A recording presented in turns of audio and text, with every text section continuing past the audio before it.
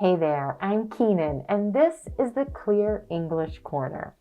So I think we can all agree that for the foreseeable future, mask wearing is here to stay. As you've likely noticed, it can be difficult to communicate clearly while wearing one of these things.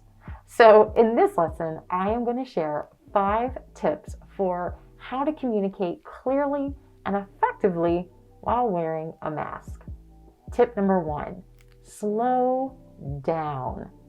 Your listener needs to work a little harder to process your spoken message when listening through a mask. Give them a few more seconds to do this. Slow your pace. This doesn't mean you have to speak one word at a time. Instead, break longer sentences into phrases and speak one phrase at a time. Use pauses in between your phrases and sentences. Use vocal commas and periods. Don't run all your words together into one big long string. Make sure your most important words are distinct. Make them a little longer, a little louder. Our goal here is to establish clear communication. Do you hear how I'm emphasizing the words goal, establish, clear, and communication? Tip number 2, move and open your mouth. Over-articulate. Really use those mouth muscles to fully shape and sharpen each sound. Make your consonants clear and crisp. Be particularly careful with what I call the air puff sounds. These are sounds that are produced with a small puff of air when they come at the beginning of a word or at the beginning of a stressed syllable. These sounds are the p, t, t, and k. And you can learn more about these air puff sounds in this lesson here. If you aren't wearing a mask, you'd be able to feel a little puff of air each time you pronounce these sounds. P, t, t, k. You can feel a little puff of air on your hand if you hold it in front of your face. So you want to be sure that you're still producing these sounds with that tiny puff of air when they're at the beginning of words and syllables. And words like pen, apparent, take, attempt, casual, and according. If you don't have an air puff, your P's will sound more like B's. Your T's will sound like D's, and your K's will sound more like G's. So over-articulate these sounds.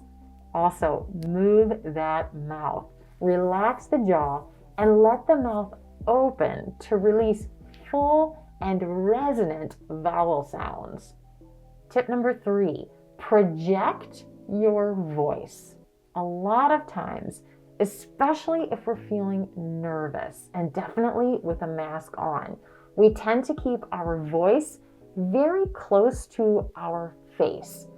So the mask already muffles the sound, and if we're keeping our voice close to our face here, you're very difficult to hear. So you want to aim a few feet away from your body. Picture your voice coming out of your mouth and landing on your listener. I'm doing it right now, imagining my words coming out of my mouth and landing on the camera here, just like I'm having a conversation with you in person. You want to make sure also that you speak on a full belly breath. Our tendency is to breathe very shallowly, what I call a shoulder breath, like this, which only partially fills your lungs. What you want to do is use a full belly breath where you can feel your belly rise and your belly fall as you breathe and inhale air all the way into the lungs. And as you exhale, you speak on this full breath. Speaking on a full breath in this way makes your voice more powerful. It makes your voice louder and stronger without yelling. We don't want to yell, right? Yelling is bad for our vocal cords, and it's not a good way to establish rapport with your listener. Tip number 4, use more melody or intonation. It's not what you say, it's how you say it. You want to be conscious of speaking in a monotone or using limited vocal variety. You want to be a little more colorful with your vocal pitch and expressiveness. Again, I call this vocal variety, the rise and fall of your voice that you use to bring attention to your most important words. See, I just did it there. Using my pitch, letting my pitch or voice come up a bit to bring attention to my most important words, You might have to be very deliberate about this, really working to incorporate more of that vocal variety when you're wearing a mask. And our 5th and final tip, be conscious of and use nonverbal cues. All right, half of your face is hidden when you wear a mask. In a typical face-to-face interaction, our facial expression is conveying loads of information. So consider what your listener can see. Your eyes, your hands. Use your eyes as you speak. Don't let them be frozen. Let them move naturally.